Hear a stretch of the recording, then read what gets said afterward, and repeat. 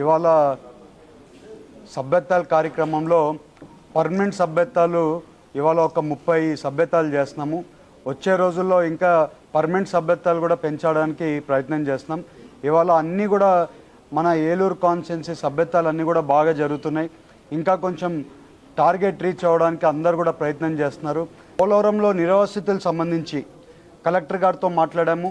అలాగే ఇవాళ కలెక్టర్ గారిని స్పెషల్ కలెక్టర్ గారిని కూడా పెట్టి అలాగే పోలవరం ఇన్ఛార్జిని కూడా పోలవరం డ్యామ్ ఇన్ఛార్జిని కూడా అక్కడ ఇది వేసి ఒక మీటింగ్ లాగా కండక్ట్ చేయాలని ప్లానింగ్ చేస్తున్నాం.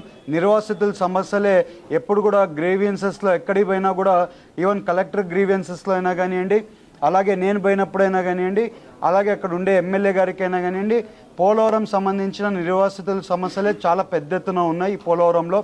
ఈసారి పోలవరం నిర్వాసితుల సమస్యలన్నీ తీర్చడానికి అసలు ఏమేం సమస్యలు ఉన్నాయి ఏంది ఇవన్నీ కూడా ఈ ఎలక్షన్ కోడ్ అయిపోయిన తక్షణమే ఒక మీటింగ్ కలెక్టర్ గారు కండక్ట్ చేస్తారు మీటింగ్ని. ఆ మీటింగ్లో ప్రతి ఒక్క నిర్వాసితులకు సంబంధించిన సమస్యలు అన్నీ కూడా తెలుసుకుంది.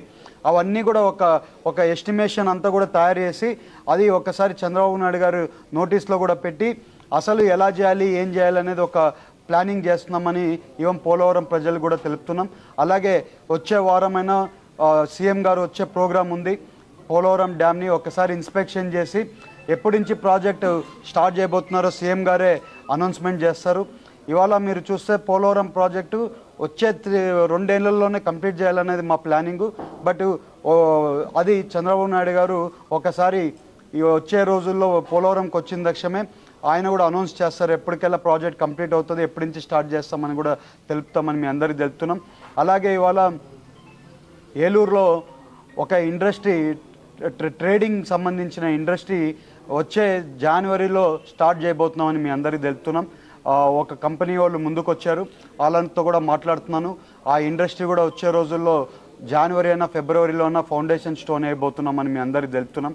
అలాగే మన ఫుడ్ ప్రాసెసింగ్ ఇండస్ట్రీస్ని కూడా తీసుకొని రావడానికి పెద్ద ఎత్తున ప్రయత్నం చేస్తున్నాం. ఇవాళ నిన్న కూడా సెక్రటరీ గారిని ఫుడ్ ప్రాసెసింగ్ ఇండస్ట్రీ సెక్రటరీ గారిని కూడా కలిసాము.